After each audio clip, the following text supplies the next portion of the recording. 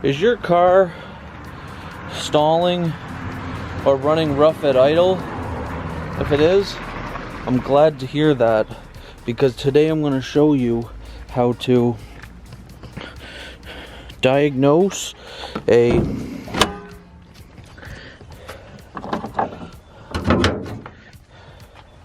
rough running idle or a stalling at your stoplights or red lights or whatever kind of lights. So I scanned this for codes, and the codes of this car say to replace the spark plug. It didn't give me a code, it just said replace spark plugs. Right, Trish? Yeah. She's holding Todd. So right now, these are the tools that you're gonna need. This is the only thing that is optional. You're gonna need your ratchet, you're gonna need your extension, an 8mm, a 10mm, and this is a fancy spark plug socket. And you're gonna need a pack of spark plugs. This is a pack of 4 spark plugs. Lot number is just pause it if you want it. Now, when choosing the right spark plugs for your vehicle, always get the spark plugs built where your car was manufactured. So this car was manufactured in Japan. You're gonna want to get Japanese spark plugs. If your car was made in Germany, maybe it's a Volkswagen or something, you're gonna want to get spark plugs made in Germany. Now, I'm just gonna make sure that these actually were made in Japan. And if you look right here, you can see, can you see now? I don't know, I can't tell, the sun is in the way. Right here, these are made in Japan. When you have Japanese spark plugs, it's gonna work good. So what we're gonna do right now is we're gonna get to the spark plugs. Now we're just gonna take this cover off and pull it straight out. Now we got the cover off. There's a couple of things that other people do that I say you shouldn't do, and some people say you should unplug these right here from the coil pack. You don't need to do that. All you need to do is just take these off. So there's this little tray here. It's 10 millimeters. We're gonna take those off.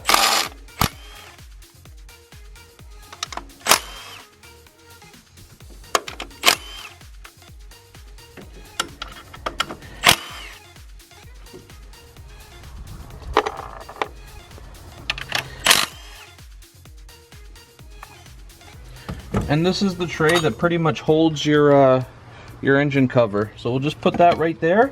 The next thing we're gonna do is I'm gonna put on my extension just so I have a little bit more wiggle room. This is actually a wobble extension. So when you put it on, you can lock it straight or you can pull it up a little bit and the socket wobbles on it. So we're gonna proceed with pulling these coil packs now.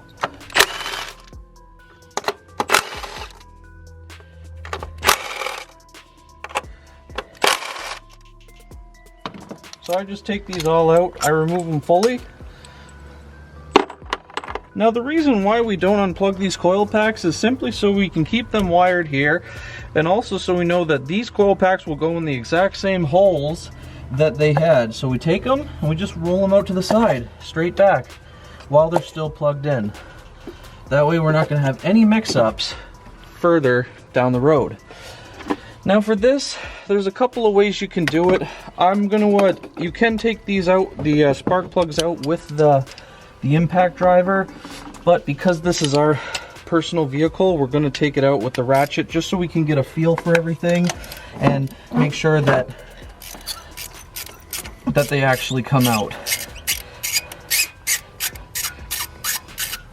And the thing too that you want to make sure when you're changing these spark plugs out is that it's threaded out fully before you pull it up, because if you broke the porcelain, it could go down in the engine. And then after that, we'll take a look at the spark plugs, the old ones compared to the new. So this spark plug is a 14 millimeter, and it's also magnetic based. So when you put this in, it doesn't come out. Now a lot of them have rubber, but I preferably like the magnet ones. So that's one. Is that blown? How do you know if it's blown or not? We're gonna check that all out right after we get the other ones out. Now, like I said, you can put an impact on these, but since it's our own personal vehicle and we don't want to have any errors at all, we're just going to do it all by hand just to make sure that we don't crack any porcelain, because it's really easy. And once, if you crack the porcelain on destall, like removing them, fragments of porcelain can go down in the engine. And if you crack it on install, your vehicle's going to misfire. What does misfire mean? It's the initial problem that you're getting. Oh. Why we're changing the plugs in the first place. Now, this vehicle happens to have 170,000, give or take, kilometers on it.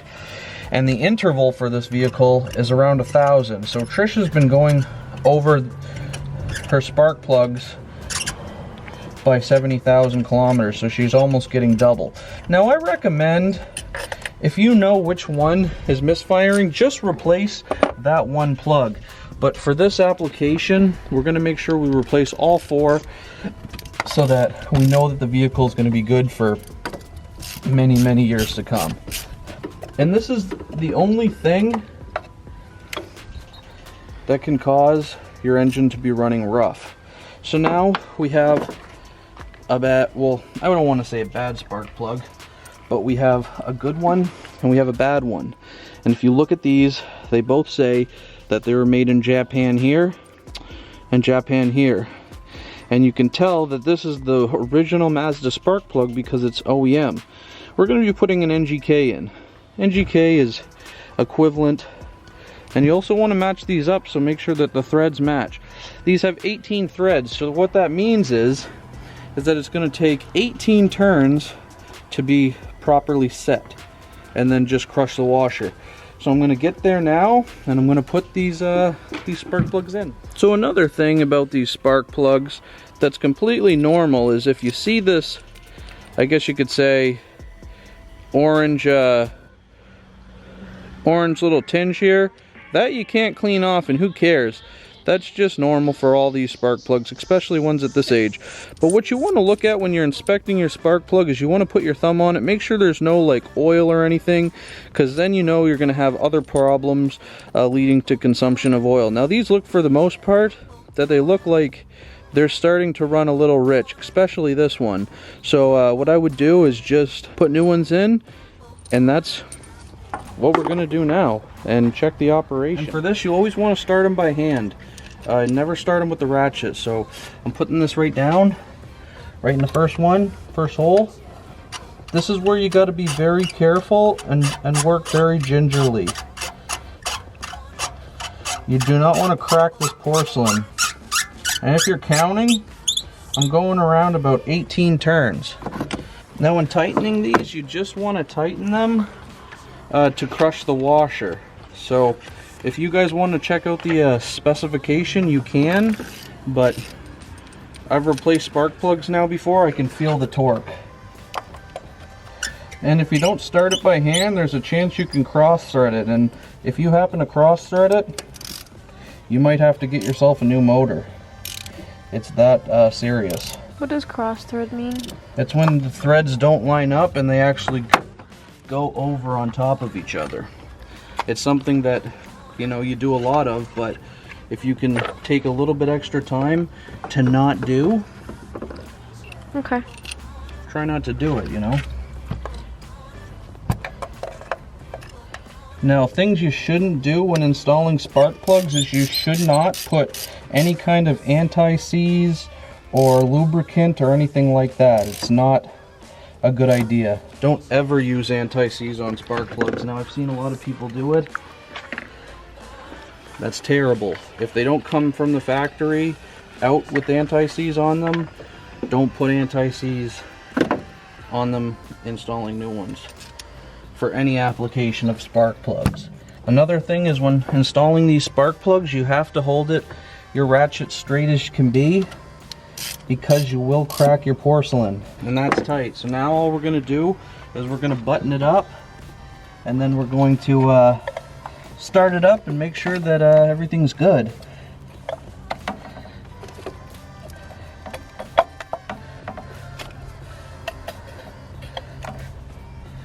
And I guess for this install and this application, you actually don't need an 8mm.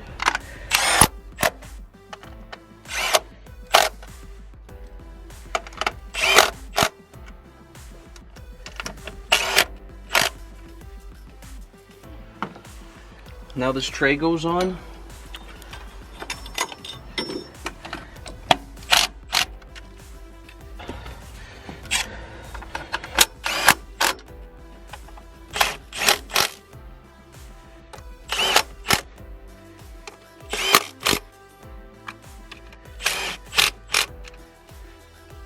And then that's pretty much how she goes. Just make sure you stick that.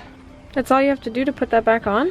Yeah, it's just a press fit on some rubber bushing. So there you have it. Oh. And the one way you can tell if you did your spark plug job right or not is you start your vehicle, and if it sounds worse than before, you installed your spark plugs correctly. So start that up and let's see.